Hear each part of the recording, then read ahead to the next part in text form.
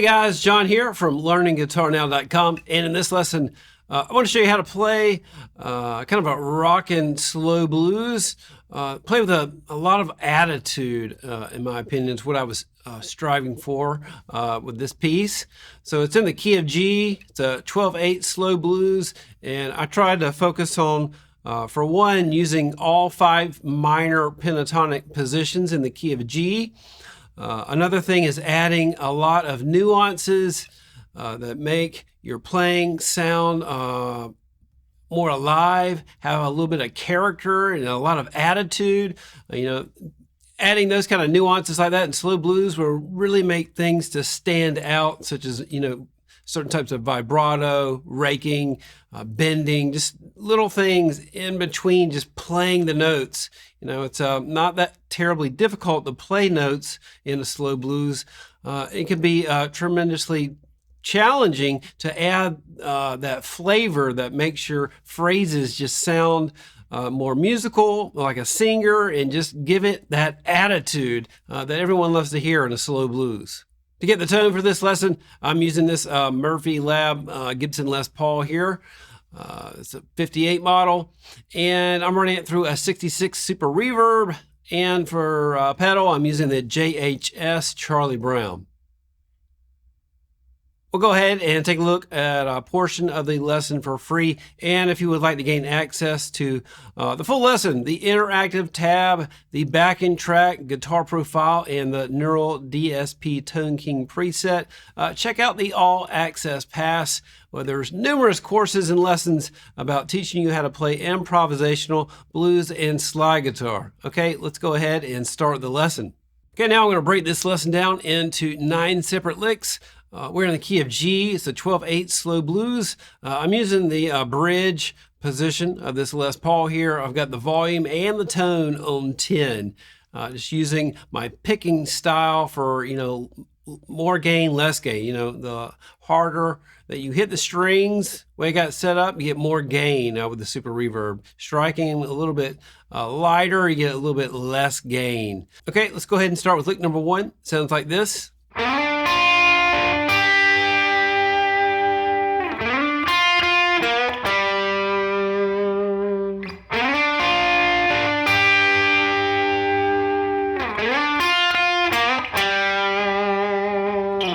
Okay, so for lick number 1, what's happening is we're starting right before the band kicks in. It's coming in on the 9th count. So you got 1, 2, 3, 4, 5, 6, 7, 8. And we're having that phrase. This is derived from the 2nd position minor pentatonic scale, key of G.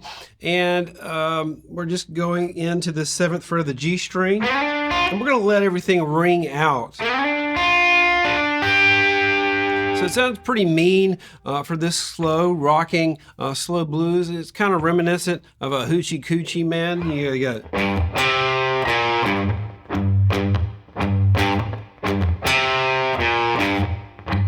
just your classic, kind of rockin' blues, a little bit style in the Muddy Waters, Allman Brothers kind of did their own version of Hoochie Coochie Man. This is not exactly like either one of those, but you hear that blues groove used in a lot of tunes.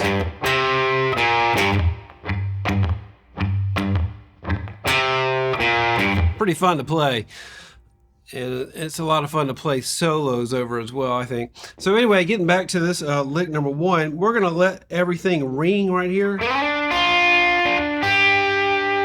Add a little bit of vibrato, and you'll notice these 2 notes form a power chord, which sounds really cool over playing this rockin' blues like this.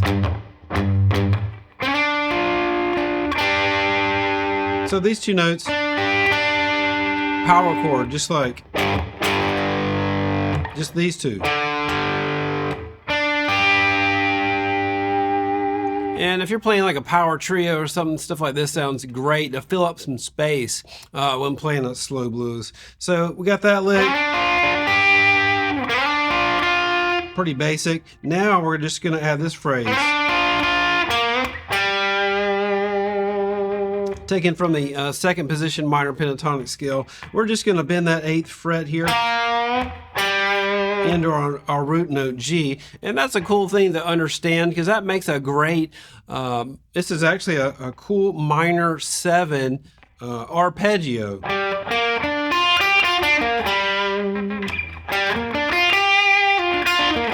We're not really doing that in this tune, but that's a little, way of thinking about it. This second position minor pentatonic. It's a great little phrase to spice up, your blues playing with a little bit of arpeggio. So,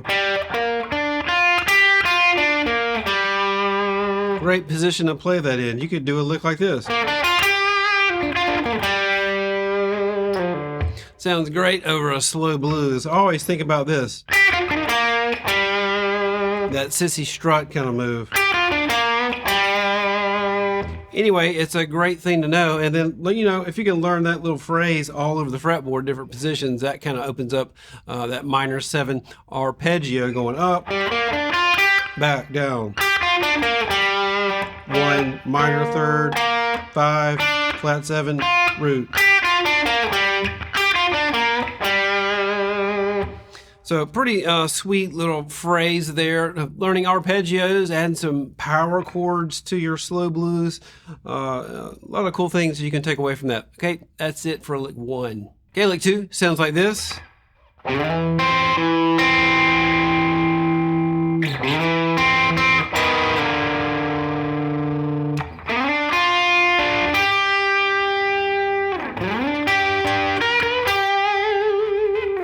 Okay, so for lick 2, we're going to play over the 4 chord, the C chord, and we're going to do this chord thing, which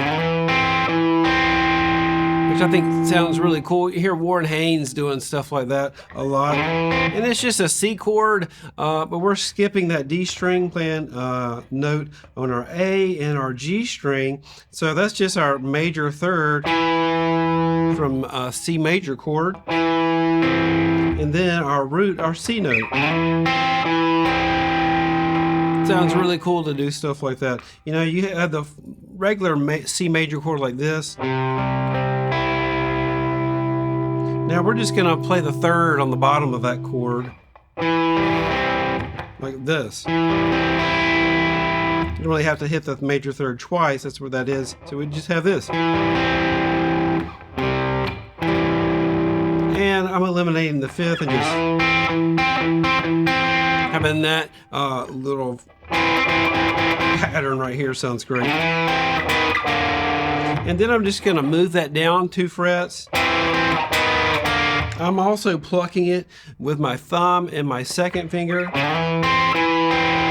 adding some vibrato, sliding it here. And that basically gives us a C9 chord when you slide it down 2 frets. So C7 here. And then here's the 9th interval right there. So we got, but we're playing the 9th interval on the 1st note. Sounds really cool, and it sounds great with distortion like this and overdrive. It just kind of makes slow blues give it a little bit more attitude. Cool chordal thing, I think. And the next little part, just going back to the beginning. Then we're going to jump up to our 4th position minor pentatonic in the key of G, and I'm going to let those ring out. And we've let a lot of these things ring out.